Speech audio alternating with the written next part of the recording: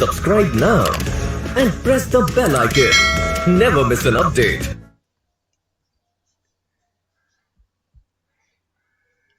A very good morning to all of you. कैसे हो आप सारे लोग डियर? आई होप एकदम वेल एंड फाइन हो. चलिए, तो आपको दिख ही रहा होगा कि आज का हमारा स्पेशल टॉपिक है. Today we are not going to discuss any mock test. Today our special topic is conditional sentence, जो कि एग्जाम के लिए बहुत बहुत बहुत ज्यादा इंपॉर्टेंट है ना? तो जल्दी जल्दी आप सारे के सारे लोग सेशन को शेयर कर दीजिए अपने दोस्तों के साथ. बी क्विक, ताकि कंडीशनल सेंटेंस के जितने भी कंडीशन है सारे के सारे से हम लोग अवेयर हो जाए, है कि नहीं? ये सारे कंडीशन हम में एकदम कंडीशनड हो जाए, राइट? तो चलिए फटाफट सेशन को शेयर करिए, और अभी तक अगर लाइक नहीं किया है तो जल्दी जल्दी लाइक भी कर दीजिए, है कि नहीं? चलो, तो करते हैं आज के क्लास को initiate with a Diwali wish for all of you. तो आप लोग के लिए of course many many good wishes for this Diwali. आपका लाइफ बहुत अच्छा हो, बहुत अच्छे से आप लोग सेलिब्रेट करो, है ना? ग्लोइंग दियाज एंड फायरवर्क के साथ आप लोग अपनी दिवाली को सेलिब्रेट करिए. लेकिन सबसे इंपॉर्टेंट क्या है? सबसे इंपॉर्टेंट है भाई सेफ रहना, है कि नहीं? बिकॉज देखो लास्ट कुछ सालों से हमारे सामने बहुत सारे मुश्किलें आए हैं, तो और ज्यादा मुश्किलें ना बढ़ाओ, ना अपने लिए ना किसी के लिए. Be safe, enjoy and celebrate this Diwali, है कि नहीं? तो चलिए आज के सेशन को करते हैं initiate with this wonderful Diwali quote. Let the glowing diyas, the beautiful firework spice up your life with happiness and joy. Have a safe and happy Diwali. ठीक है, चलो करते हैं आज के क्लास को इनिशिएट. तो आज का हमारा टॉपिक क्या है? हमारा टॉपिक है भाई कंडीशनल सेंटेंस. तो कंडीशनल सेंटेंस बोलते किसको है कि नहीं? वही हमने पूछा है आप लोगों से.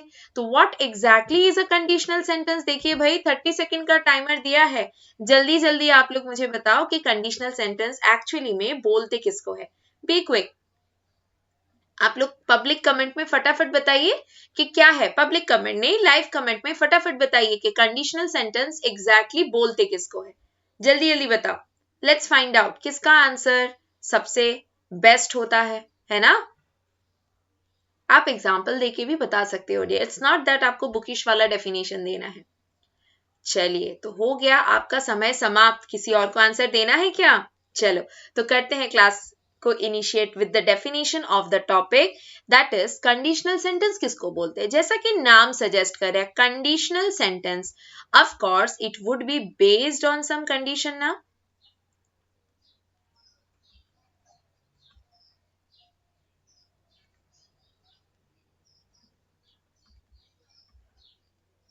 अगर अपने लोग कंडीशनल सेंटेंस के बारे में बोल रहे हैं तो कहीं ना कहीं वो किसी ना किसी कंडीशन पे तो बेस होगा ही, राइट?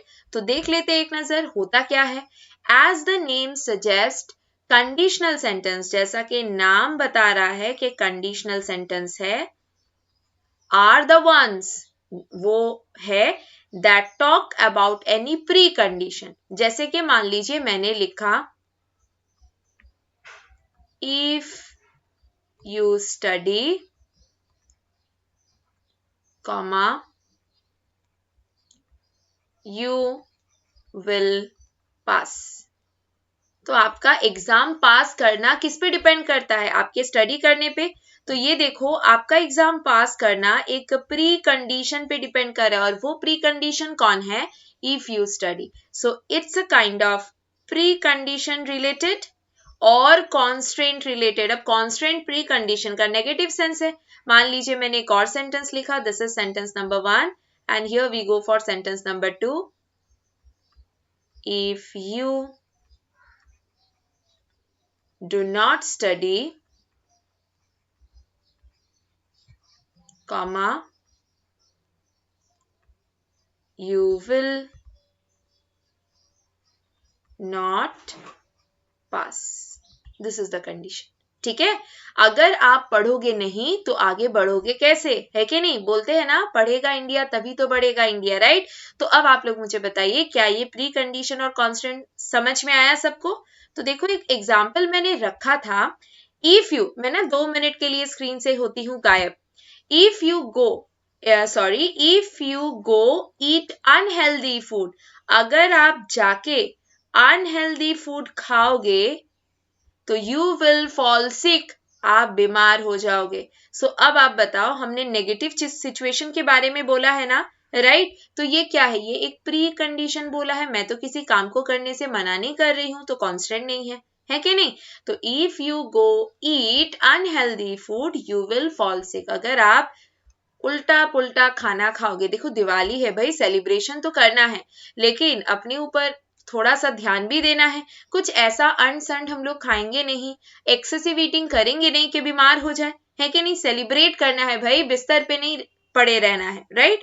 तो if you go eat unhealthy food you will fall sick, this is the statement. तो अब आप मुझे बताइए, ये जो सेंटेंस है इसमें कौन सा पार्ट किस पे डिपेंड कर रहा है? तो देखो आगे हम लोग क्या बोलेंगे, conditional sentence often have if या if जैसे टर्म्स को, जैसे कि unless,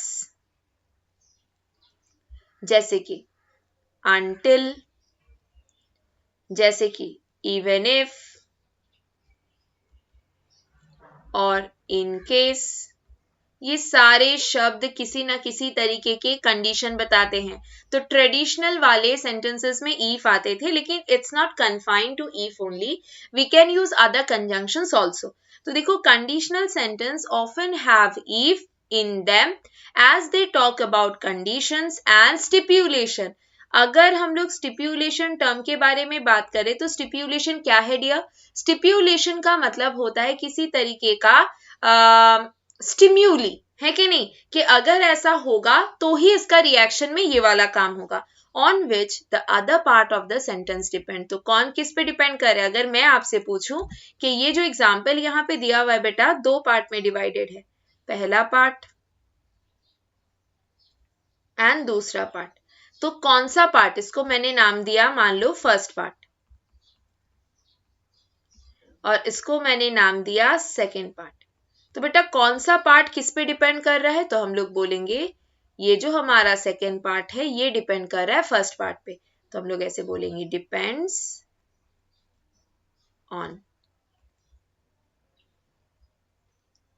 हमारा जो सेकेंड पार्ट है that is depending on the first part, है ना? आप बीमार तभी होंगे जब आप अनहेल्दी खाना खाओगे। अगर अनहेल्दी खाना नहीं खाएंगे तो बीमार नहीं होंगे। तो ये गया basic concept of conditional sentence. ठीक है, जितना बेसिक अपने को पढ़ना था हमने पढ़ लिया भाई, इससे ज्यादा बेसिक पढ़ेंगे तो सो जाएंगे, है ना? तो झटपट चलते हैं हमारे नेक्स्ट पार्ट में कि भाई कितने तरीके के कंडीशनल सेंटेंस है, कौन बताएगा मुझे? चलो भाई, आपका 30 सेकेंड का टाइमर मैंने रन कर दिया है, फटाफट बताइए कितने टाइप्स के कंडीशनल सेंटेंस होते हैं। अगर हो सके तो एक आध एग्जाम्पल भी आप दे सकते हो। तो जल्दी जल्दी बताओ, how many types of conditional sentences are there? Be quick.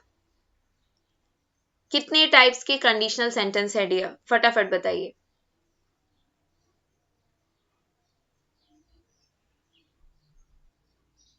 चलिए, आपका समय हो गया समाप्त, है ना? तो कुछ लोगों ने बोला 2, कुछ लोगों ने बोला 3, कुछ लोगों ने बोला 4, एंड इस तरीके से कहानी चलती जाएगी, क्योंकि भाई नंबर तो इनफाइनाइट है कि नहीं? राइट? अब आप लोग मुझे बताओ, ऐसा क्या तरीका हम लोग निकाले कि ये एकदम झटपट लर्न हो जाए और कभी भी ना बोले? तो हमारे पास एक छोटा सा ट्रिक है, और ट्रिक क्या है? देखो भाई, ये क्या बोल रहा है, हाउ आर यू, है कि नहीं? तो ये हमारा ट्रिक है जिससे अपने लोग बहुत अच्छे तरीके से क्या कर सकते हैं, कंडीशनल सेंटेंस को याद कर सकते हैं। तो हमको बस पूछना क्या है खुद से, आस्क हाउ आर यू, है ना? अगर हम आपसे पूछे कि बेटा कैसे हो, हाउ आर यू, तो आपके आंसर में क्या क्या आ सकता है बताइए? अगर हमने आपसे पूछा हाउ आर यू, तो आप लोग आंसर में क्या क्या चीजें बता सकते हो? First, I am fine. आप बोल सकते हो मैडम हम बहुत अच्छे हैं, है कि नहीं? या तो आप बोलोगे ma'am I am not well, मतलब हम उतने भी अच्छे नहीं हैं, राइट? या तो आप ऐसे बोलोगे ना, बस चल रहा है मैडम जी, है कि नहीं? मतलब ना अच्छे और ना ही ज्यादा बुरे, ओके ओके। या तो आप बोल सकते हो सो एंड सो, ये एक हम लोग लैंग्वेज यूज करते हैं ना, बस चल रहा है। तो कितने कंडीशन में आप हो सकते हो, तो हमने अपने आप से पूछा in how many condition, in how many conditions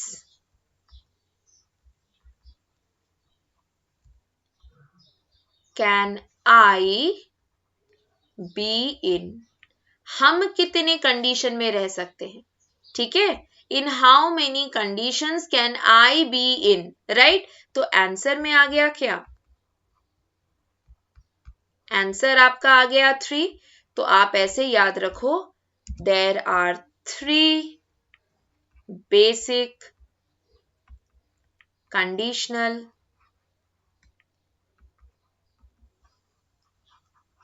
sentences.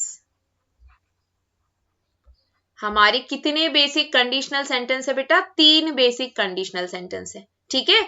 अब जरा देख ले कि बेसिक अगर है तो कितना बेसिक है, और अगर मैंने बोला 3 बेसिक है तो और एक्स्ट्रा कितने सारे हैं, ठीक है।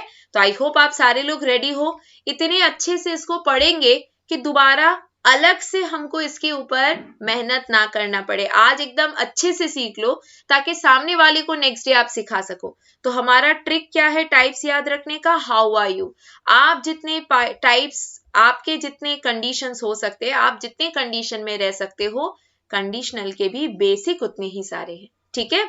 तो चलिए बढ़ते हैं आगे, राइट। और आगे बढ़ने से पहले एक छोटा सा इंफॉर्मेशन आप सब तक पहुंचाना है, वो क्या है, आपको स्क्रीन पे दिख रहा होगा कि 1 नवंबर से चालू हो चुका है ये ऑफर। 1 नवंबर से चालू हो चुका है और 7 तारीख तक चलेगा, बस 7 तारीख तक चलेगा, कि आपके सारे के सारे डिजिटल प्रोडक्ट्स पे आपको फ्लैट, देखो छुपा के अप टू नहीं लिखा है, एकदम प्रॉपरली फ्लैट लिखा है, राइट, फ्लैट 25% ऑफ मिल जाएगा अगर आप इस प्रोमो कोड को यूज करोगे तो, ठीक है। और कहाँ यूज कर सकते हैं, एसटी कार्ड खरीदने के लिए यूज कर सकते हैं, इन बैचेस में एनरोल करने के लिए यूज कर सकते हैं। तो देख लो भाई, आज सुबह वाला बैच 10:30 बजे से चालू हो चुका है, फिर एक चालू हो रहा है 1 बजे से, दोबारा एक चालू हो रहा है 5:30 शाम, है ना, शाम के 5:30 बजे से, फिर नेक्स्ट स्लॉट में 10 तारीख को, फिर 17 को, फिर 24 को, इतने सारे बैचेस चालू हो रहे। तो ये सारे बैचेस में एनरोल करने के लिए आप उस कोड को यूज कर लो, है कि नहीं। तो आपको करना क्या है, बस mahindras.org में जाना है, जाके अपना जो सुटेबल टाइम है देख के अपने बैच में एनरोल कर लेना है। क्लियर यहां तक, राइट। चलो, और अगर एनरोलमेंट में कुछ भी दिक्कत हो रही है, कुछ भी प्रॉब्लम हो रही है, तो घबराना नहीं है। आपका जो भी इशू आप फेस कर रहे हो, एक स्क्रीनशॉट लेके आप लोग पोस्ट कर दो, आपको एज सून एज पॉसिबल, ठीक है। कुछ भी अगर डाउट या कुछ भी क्वेरी होता है, आप श्राया महिंद्राज में पोस्ट कर सकते हो, या तो इंग्लिश महिंद्राज लाइव में भी पोस्ट कर सकते हो, ठीक है। एज सुन एज पॉसिबल आपको रिप्लाई कर दिया जाएगा, ठीक है। चलिए फिर दोबारा हम लोग कहां पे थे, हम लोग थे किसमें, हम लोग थे भाई हाउ आर यू में, है ना। तो हाउ आर यू के कितने आंसर्स हो सकते हैं, 3 आंसर्स हो सकते हैं, इतना तक तो सीख लिया है। अब बढ़ते हैं आगे, तो कितने टाइप्स के कंडीशनल सेंटेंस है, उनको थोड़ा सा अब हम लोग इजी बनाते हैं, ठीक है। Let's make it easy. तो हमने देखो जिस तरीके से सिखाया उस तरीके से अगर आप प्रैक्टिस करोगे तो दोबारा आपको दिक्कत नहीं होगा, आपको रट्टा नहीं मारना पड़ेगा, इतना प्रॉमिस मैं आज आप लोगों को कर रही हूँ, राइट, कि आप सारे लोगों को कंडीशनल सेंटेंसेस के सीक्वेंस को लर्न नहीं करना पड़ेगा, भूल गए तो खुद बना लोगे, ठीक है। तो फॉलो करते हैं किस तरीके से बनाएंगे हम लोग। चलो, हमने बोला कितने हैं बेसिक, बेसिक वाले हैं हमारे 3, है कि नहीं। तो हमने कुछ नहीं किया, हमने बस बेटा नंबरिंग कर लिया, 1 2 एंड 3। देखो हमने ज्यादा कुछ नहीं किया, हमने बस क्या किया, नंबरिंग कर लिया, फाइन, 1 2 3, राइट। अच्छा, हर टाइप में एक मेन क्लॉज होगा और एक इफ क्लॉज होगा, है कि नहीं, राइट। तो हमारा अगर ट्रेडिशनल वाला सीक्वेंस देख लिया जाए, तो हमारा ट्रेडिशनल सीक्वेंस क्या होता है, बताओ। हमारा ट्रेडिशनल सीक्वेंस कुछ इस तरीके से रहता है ना, if plus subject plus verb followed by another subject plus verb then the rest of the part. अब नाम अगर देखा जाए, ये वाला जो फर्स्ट पार्ट है ना, इसका नाम है बेटा इफ क्लॉज। जो हमारा ये सेकेंड वाला पार्ट है या जो कंटिन्यू हो रहा है, इसको अपने लोग बोलते हैं मेन क्लॉज। और मैंने अभी थोड़ी देर पहले आपको सिखाया कि कौन किस पे डिपेंड करता है। हमारा जो मेन क्लॉज है वो डिपेंड करता है किसके ऊपर? Depends on the if clause. ठीक है, तो अपने लोग पहले किसको फ्रेम करेंगे? पहले अपने लोग इफ क्लॉज को फ्रेम करेंगे, फिर कहीं आगे जाएंगे। चलिए, तो अपने लोग चलते हैं इफ क्लॉज की तरफ। तो इफ क्लॉज में सबसे पहले हम लोग वर्ब को बना लेंगे। तीनों में मैंने एक वर्ब, ये वाला जो वर्ब है ना, इस वर्ब को लिख दिया। अब देखो क्या हमारा ट्रिक है। हमारा जो शॉर्टकट ट्रिक है वो ये है कि यहाँ पे जो नंबर दिख रहा है वही यहाँ पे दिखेगा। तो फर्स्ट यहाँ पे नंबर 1 दिखा तो यहाँ पे हमने नंबर 1 लिख लिया। यहाँ पे जो नंबर है वही यहाँ पे दिखेगा, तो यहाँ पे 2 है तो यहाँ पे हमने 2 लिख लिया। यहाँ पे जो नंबर है बेटा वही यहाँ पे दिखेगा, तो ये हो गया 3। तो बड़ा आसान था, 1 2 3 मार्क कर लिया। अब आगे देखो, ये कौन सा वाला टेंस में आता है डियर? V1 कौन से टेंस में आता है बताओ? V1 का मतलब है सिंपल प्रेजेंट और V2 का मतलब है सिंपल पास्ट। तो अगर V1 से V2 की तरफ जा रहे हैं, है ना, हम लोग V1 से V2 की तरफ जा रहे हैं, तो हमारा जो जर्नी है वो प्रेजेंट की तरफ है, पास्ट की तरफ है या फ्यूचर की तरफ है? बताओ।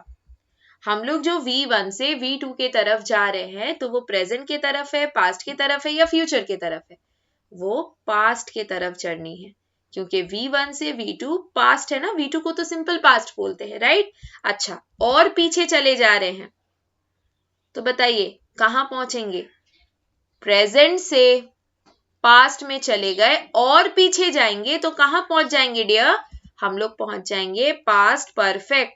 तो पास्ट तो V2 ऑलरेडी था, एक्स्ट्रा क्या ऐड हो गया? परफेक्ट ऐड हो गया, है ना। तो हर स्टेप में देखो कुछ ना कुछ ऐड होता जा रहा है। स्टेप 1 में वो अच्छा खासा सिंपल प्रेजेंट था, स्टेप 2 में पास्ट ऐड हो गया तो वो V2 बन गया, स्टेप 3 में परफेक्ट ऐड हो गया तो V3 बन गया। लेकिन आप लोग मुझे बताइए, क्या परफेक्ट सिर्फ V3 से बनता है? नहीं ना, उसके साथ और कौन चाहिए? हैड चाहिए। तो हैड प्लस V3 बना देंगे तो बन जाएगा ये पास्ट परफेक्ट। बाकी पार्ट बड़ा आसान है। इफ प्लस सब्जेक्ट प्लस, यहाँ पे भी if प्लस सब्जेक्ट प्लस, यहाँ पे भी if plus subject plus, these are the terms. समझे? यस और नो? तो if plus subject plus V1, उसके बाद if plus subject plus V2, उसके बाद if plus subject plus had plus V3। These are the 3 constraints जिसके basis पे हम लोग इस तरीके से बात करेंगे। ठीक है, चलिए, तो हमारा if क्लॉज तो बन के रेडी है। अच्छा, एक बात बताओ, एकदम ऑनेस्टली बताना, अगर A डिपेंड कर रहा है B पे, ठीक है, तो क्या A सर्टेन है या अनसर्टेन है? सोच के बताइएगा। अगर A B पे डिपेंड कर रहा है तो क्या A सर्टेन है कि अनसर्टेन है? ऑफ कोर्स वो अनसर्टेन है। मैं अगर आप पे डिपेंड कर रही हूं तो मुझे वो काम नहीं आता होगा, तभी मैं आप पे डिपेंड कर रही हूं। अगर मुझे आता होता तो मैं आप पे डिपेंड करती क्या? नहीं ना। तो अगर A B पे डिपेंड कर रहा है, इसका मतलब A इज अनसर्टेन। अच्छा डियर, अनसर्टेन में कौन से टेंस को इंपॉर्टेंस देते हैं? पास्ट, प्रेजेंट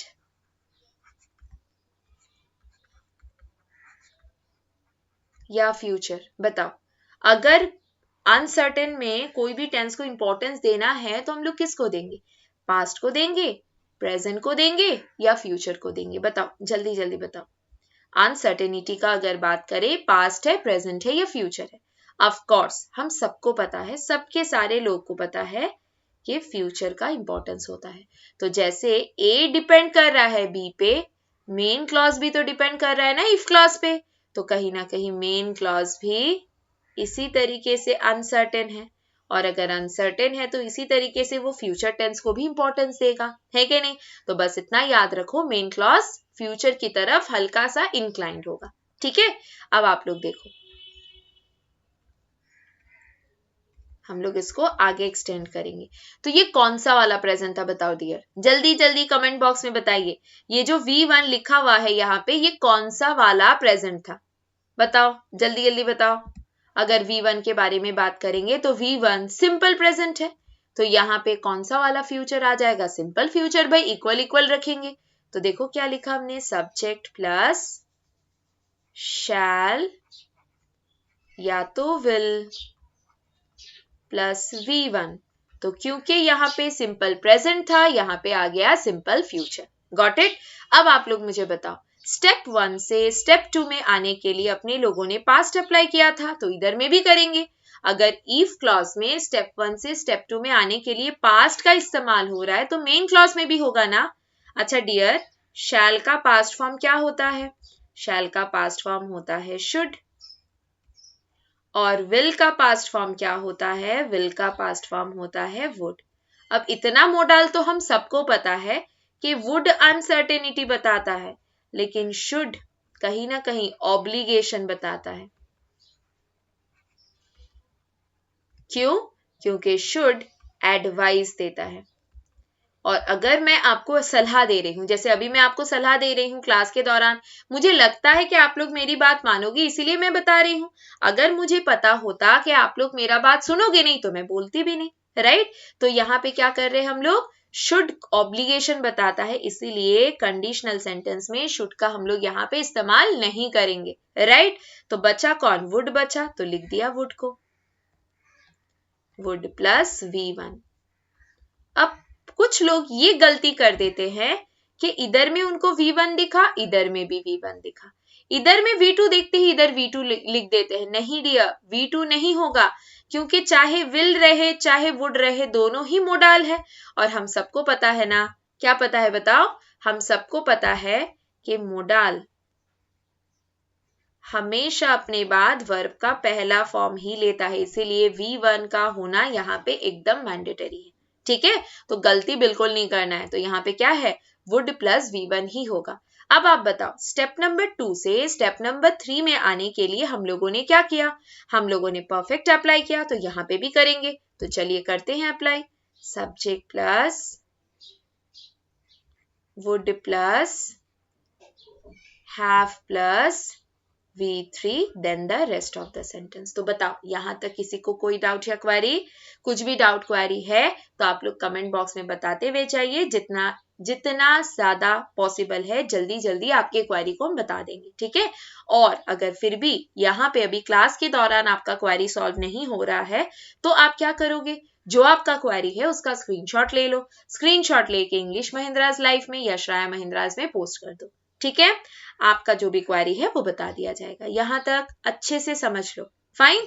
अब मैंने बोला क्या, मैंने एक छोटा सा बात बोला था कि 3 बेसिक कंडीशन है, मतलब 3 के अलावा भी कुछ होंगे, तो बेसिक वाले हमारे डन है डियर। तो सच्ची बताइए, are we able to make it easy, क्या हम लोग इजी तरीके से इसको सीख पाए हैं, हाँ कि ना, जरूर बताइएगा चैट में, राइट। तो चलिए आगे बढ़े, बेसिक वाला पार्ट क्लियर है, किसी को स्क्रीनशॉट लेना है you can take, otherwise PDF तो आप लोग डाउनलोड कर ही सकते हो, है ना। चलो बढ़ते हैं आगे। अब देखो हमने क्या बोला, सम एडिशनल टाइप्स, मतलब जो बेसिक है वो तो हो गया, अब फुचका भी खाते हैं तो एक फाउ तो हम लोग लेते हैं ना, आप लोग खुद ही बताओ। अगर हम लोग एक फुचका भी खाते हैं, पानी पूरी है ना, गोलगप्पे, हर जगह फुचका नहीं बोलते, हमारे यहाँ पे फुचका बोलते हैं, पानी पूरी गोलगप्पे खाते, उसमें भी फाव मांगते हैं ना कि भैया एक सूखा दीजिए, राइट। तो कंडीशनल सेंटेंस में भी कुछ एडिशनल टाइप्स है, उनको थोड़ा सा हम लोग देख लेंगे। तो there are more to learn, है कि नहीं, अभी भी कहानी खत्म नहीं है, आगे और भी है। अब एक बात बताइए, कुछ कुछ केसेस में आप लोग को ऐसे दिखता होगा लिखा है जीरो कंडीशन। अब जैसा नाम है वैसा काम नहीं है, जीरो कंडीशन का मतलब ये नहीं है कि कंडीशन है ही नहीं भाई, कंडीशन तो है, लेकिन जीरो कंडीशन कब बोलते हैं, तो हमने यहाँ पे लिखा एडिशनल में टाइप 1, ओके, टाइप 1 में लिखा when the sentence is related to any fact। जब अपना सेंटेंस किसी तरीके के फैक्ट से रिलेटेड है, फैक्ट्स एंड फिगर से रिलेटेड है, फाइन। तो अपना सीक्वेंस क्या हो जाएगा? अपना सीक्वेंस ऐसे हो जाएगा, if plus subject plus either V1 और V5 जैसा कि हमारा सब्जेक्ट होगा। फिर आगे जाके दोबारा से सब्जेक्ट प्लस V1 और V5। डिफरेंस क्या रहा? अब तक हम लोग मेन क्लॉज को फ्यूचर में रख रहे थे, इस बार नहीं है, क्योंकि कोई भी फैक्ट या यूनिवर्सल ट्रूथ हमेशा सिंपल प्रेजेंट में होता है। यस और नो? कोई भी फैक्ट या यूनिवर्सल ट्रूथ हमेशा किस में होता है डियर? सिंपल प्रेजेंट में होता है। तो एक छोटा सा एग्जांपल देख ले इसका। चलो, तो एग्जाम्पल के तौर पे हमने लिखा, मान लीजिए ये जो पेन टैप वाला पेन है, अगर मैं इसको छोड़ दूंगी तो ये ग्रेविटी नीचे पुल करेगा। तो मैंने बोला if I drop it, comma, it goes straight down। If I drop it, it goes straight down। इस तरीके से हम लोग बोलेंगे, ठीक है। चलो, अब बाकी है पॉइंट नंबर 2। पॉइंट नंबर 2 में हम लोग बोल रहे हैं when the sentence is based on imagination। अब ख्याली पुलाव पकाने में तो हम लोग एक्सपर्ट है ना? तो अभी क्या पक रहा है? ख्याली पुलाव पक रहा है। तो अगर वो इमेजिनेशन बेस्ड है डियर, तो एकदम गांठ बांध लो इस बात में, वेयर जरूर होगा, है ना? तो सीक्वेंस क्या हो जाएगा? if plus subject plus where followed by again a subject plus would, या तो आप चाहो तो एक और यूज कर सकते हो could प्लस वर्ब का फर्स्ट फॉर्म, ठीक है। This is the sequence. तो मान लीजिए मैंने ऐसे बोला if I were you, अगर हम आपकी जगह होते, comma I would do this। अगर हम आपके जगह होते तो इस काम को कभी हाथ से जाने नहीं देते, हम जरूर ये काम करते, राइट। तो अब मैं बैठ के इमेजिनेशन कर रही हूं, मैं तो आपकी जगह हूं भी नहीं, ना ही हो सकती हूँ। आप हो, मैं हूँ, राइट। तो बचपन में स्टोरी में या एग्जाम्पल्स में पढ़ते थे ना, अगर हम चिड़िया होते आसमान में खूब उड़ान भरते, तो वही है, अगर हम चिड़िया होते, है तो नहीं ना, इमेजिनेशन है। तो याद रखना हमेशा अपने को वेर को यूज करना जरूरी है, और क्योंकि वेर पास्ट टेंस है इसीलिए वुड आया, ठीक है। वेर पास्ट टेंस है इसीलिए अपने लोग वुड या तो कुड को यूज कर रहे हैं। यहां तक क्लियर सबको? चलिए नेक्स्ट पॉइंट, इसके बाद पॉइंट नंबर 3, लास्ट पार्ट। तो इसको अपने लोग कुछ इस तरीके से बोलेंगे, as per the concept of inversion। Inversion के कंसेप्ट के अकॉर्डिंगली, ठीक है। As per the concept of inversion, दो डिमांड है इसका। पहला, नो कंजंक्शन, कोई कंजंक्शन नहीं यूज होता है, ठीक है।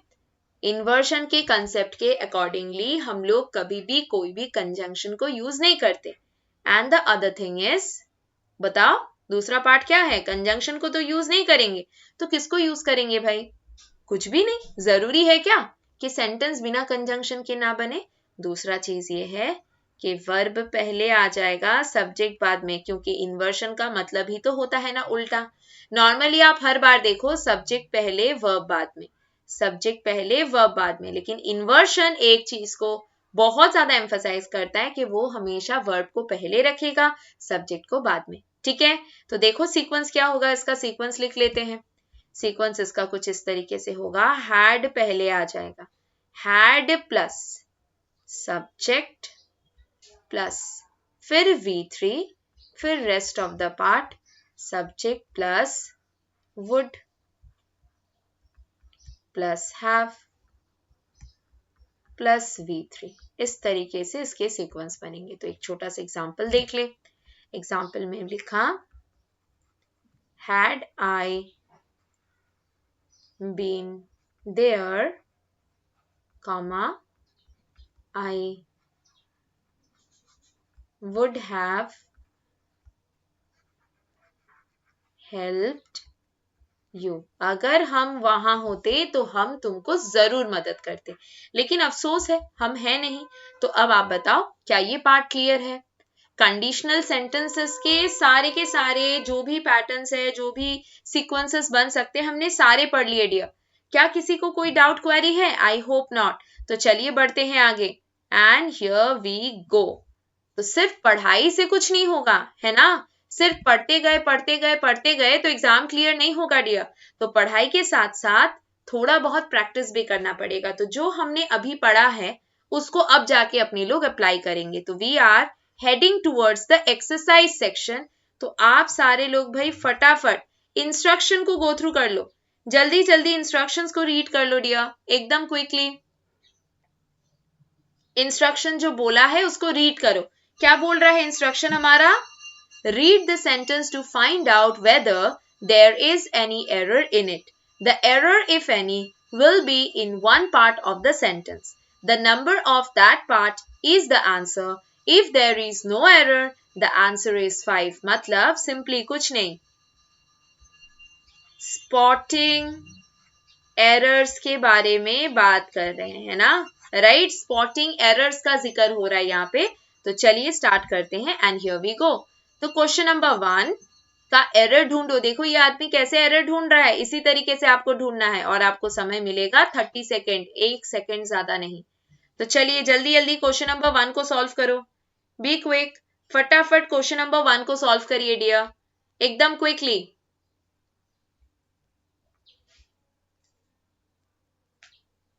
जल्दी जल्दी एरर ढूंढ के बताओ। पब्लिक कमेंट में आप बता सकते हो क्लास के खत्म हो जाने के बाद। अभी तो लाइव कमेंट में बता दो, लाइव चैट में फटाफट आंसर दीजिए। देख लीजिए आपका आंसर कितना मैच होता है। टाइम इज अप, समय हो गया समाप्त। तो जरा देख ले पढ़ के। If we had not brought the evidence to their notice they had disbelieved us.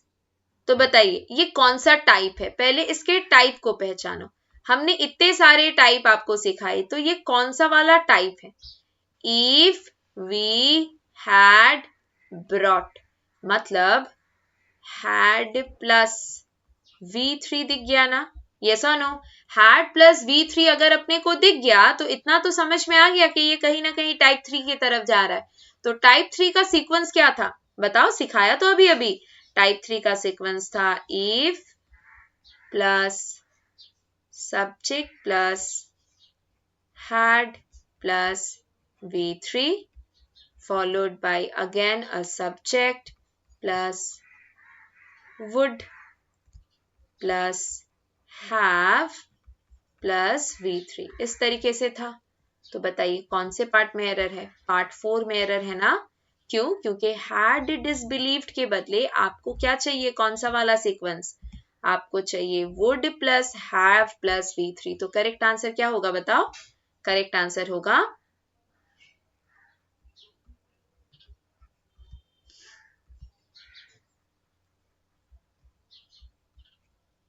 have। अच्छा नहीं, have सिर्फ नहीं, they would have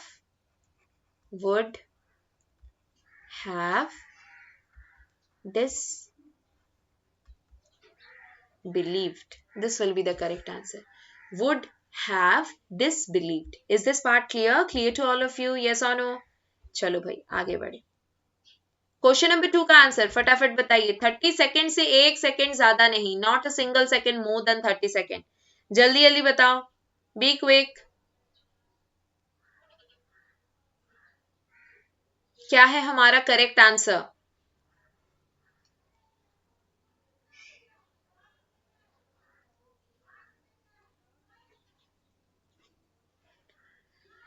फटाफट बताइए। टाइमर देखो कितनी तेजी से भाग के खत्म हो जा रहा है। तो विच पार्ट इज रॉन्ग? कौन से पार्ट में एरर है? चलो देख ले। Here we go. If I will, बेटा इतने सारे सेंटेंस हम लोगों ने पढ़ लिए, इफ के साथ एक बार भी विल को लिखा था क्या? नहीं। तो if I will be having the time, no. Correct answer क्या होगा? If I have the time. अगर हमारे पास समय होता तो द टाइम लिखने का भी जरूरत नहीं है। If I have time I shall try and make it to the movie with you this evening. अगर हम समय निकाल पाते हैं तो आज शाम आपके साथ मूवी देखने चलेंगे। This is how we are going to say, right? चलो next question number 3 and your time starts now. Be quick. Question number 3 को फटाफट सॉल्व करके बताओ। जल्दी जल्दी बताइए।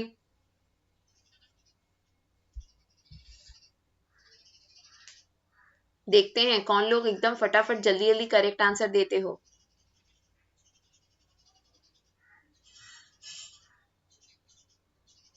क्या होगा करेक्ट आंसर इसका? Question number 3।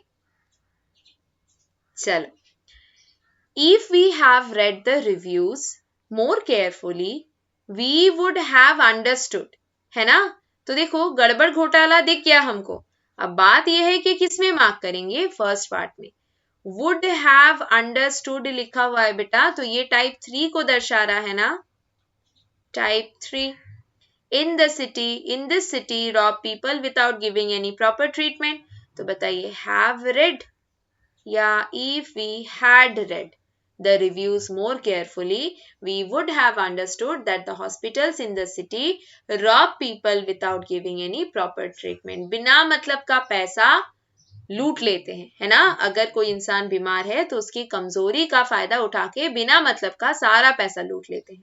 ठीक है? चलो next question number 4 and your time starts now. Be quick, जल्दी जल्दी।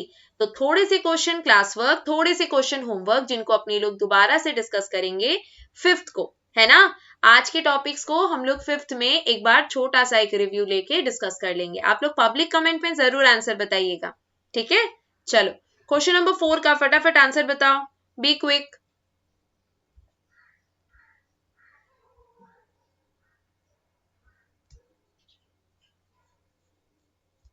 Time up.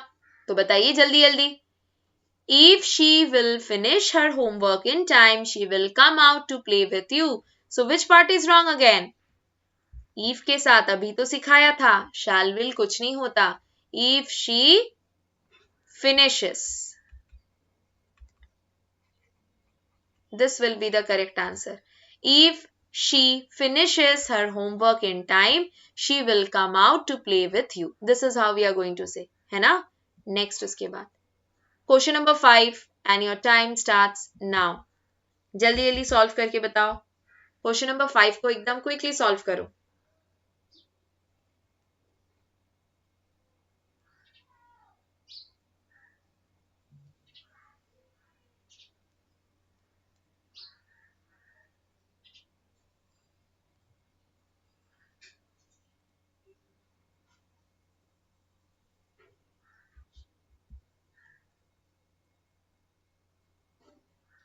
Your time is up. She would have bought a new dress, so she had not spent all her bonus on shoes. बहुत ही अच्छा question है ये। बताइए क्या होगा correct answer? चलिए देख लो। She would have bought a new dress if she had not. So क्यों? So क्या करता है? So रीजन देता है। यहां पे तो अपने को कंडीशन चाहिए ना। अगर सारे पैसे जूते खरीदने में खर्च नहीं कर दिए होते तो शायद एक नया कपड़ा भी आ जाता, ड्रेस भी आ जाता। तो सो नहीं होगा। Instead of so we should go for if. This will be the correct answer. ठीक है? सो के बदले we will have to replace it and use if. So is wrong. Got it? Next question number 6, जल्दी जल्दी solve करके बताइए।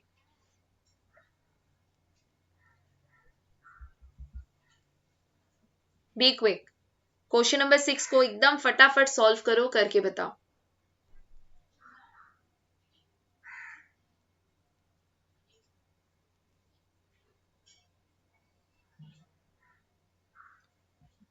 Timer बहुत तेजी से भाग रहा है, उसके साथ आप लोग नहीं भाग रहे हो।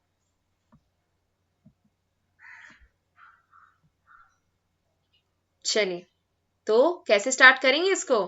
She will probably shut down her business by next month if sales do not increase.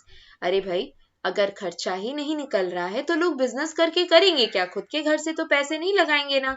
तो करेक्ट आंसर क्या है बताओ? If sales do not increases, do के बाद, do वर्ब के बाद अगर कभी भी कोई भी मेन वर्ब आता है तो भाई इतना याद रखो, उसको अपने ओनली V1 फॉर्म में आना होता है।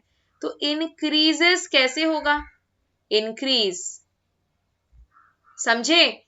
Sales do not increase, got it? तो यहां पे ये इंक्रीजेस वाला जो है ये गड़बड़ कर रहा है। फाइन, तो sales do not increase will be the correct answer. आपको V1 यूज करना है, ना कि V5, राइट?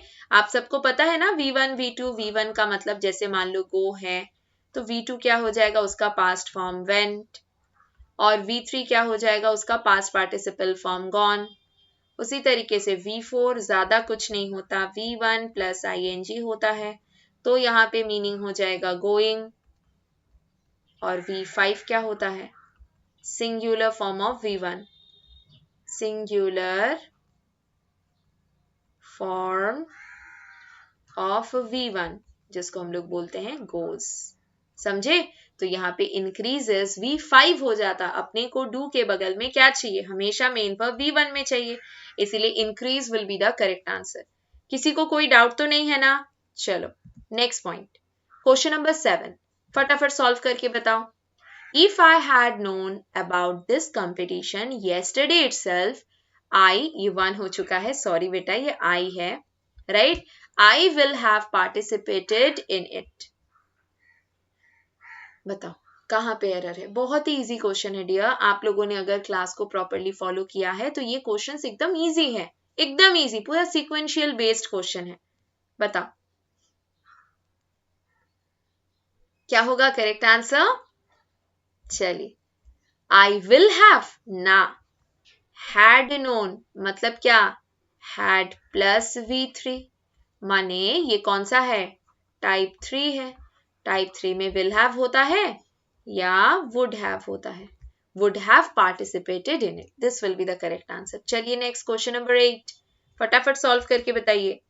क्वेश्चन नंबर 8 को एकदम जल्दी जल्दी सॉल्व करो, करके बताओ क्विकली।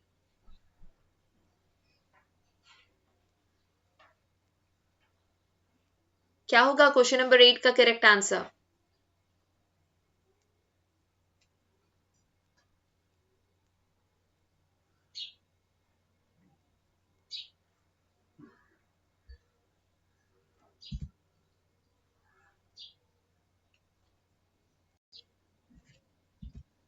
टाइम इज अप, बताइए भाई। इफ शी, फिर से इफ के साथ विल ना, if she performs in a similar manner she will definitely win the gold medal, ठीक है? चलिए डिस्कस कर ही लेते हैं, टाइम है ना, होमवर्क क्यों दे दे। चलो फटाफट सॉल्व करो क्वेश्चन नंबर 9। क्वेश्चन नंबर 9 जल्दी जल्दी सॉल्व कर लो। चलो आज नो होमवर्क, आप लोग दिवाली एंजॉय करो, ठीक है? मैंने सोचा था इनिशियली होमवर्क दूंगी, लेकिन फिर आई चेंज माई माइंड कि भाई आज दिवाली के दिन आप लोग पढ़ाई कर रहे हो, that's more than enough. Homework देके अब आपको परेशान मैं नहीं करूंगी, ठीक है? तो क्लास वर्क में खत्म कर लेते हैं सारा। तो चलिए जल्दी जल्दी क्वेश्चन नंबर 9 को फटाफट सॉल्व करो। Question number 9, be quick. And your correct answer is option number 1. What if this change is agreement, in agreement had been informed to us earlier? ये what होगा क्या? नहीं होगा, क्योंकि क्वेश्चन कहाँ है? ये सेंटेंस में क्वेश्चन कर रहे हैं क्या? नहीं ना। तो करेक्ट आंसर क्या है? What if नहीं होके if this change in agreement had been informed to us earlier. We could have given it a second thought. ठीक है, चलो. And the last question, उसके बाद गुड नाइट. फटाफट सॉल्व करके बताओ. क्वेश्चन नंबर 10 को जल्दी जल्दी सॉल्व करके बताइए. It's also a good question. Be quick.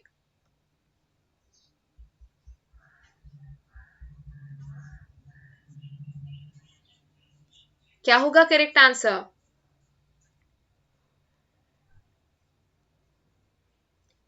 And your time is up. If our CM was unable to create jobs and reverse the exodus of talent from the state, she will truly set the deal on her legacy as the state's savior. अगर CM job बना पाए और talent को, ठीक है, talent को properly nurture कर पाए, तो स्टेट के सेवियर वाला जो उनको औहदा मिला है बेटा, वो एकदम सही है ना? तो करेक्ट आंसर क्या है? If our CM was, बेटा if क्लॉज के साथ कब से पास्ट टेंस आने लगा? अगर आया भी तो इस तरीके से was able to create jobs आएगा कि कुछ और आएगा?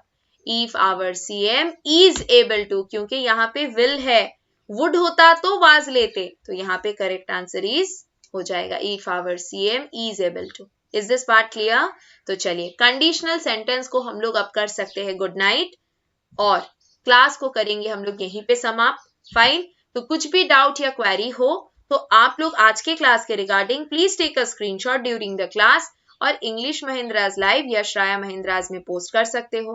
Apart from the Diwali offer, अगर कभी भी आपको कुछ भी प्रोडक्ट परचेस करना है तो आप इस रेफरल कोड को यूज कर सकते हो, प्रोमो कोड को यूज कर सकते हो. करने से आपको वहां पे भी एक सर्टेन अमाउंट फ्लैट डिस्काउंट मिल जाएगा. ठीक है, तो चलिए मिलते हैं दोबारा 5 तारीख को same place same time with another interesting topic. So till then, bye bye all of you and happy Diwali once again.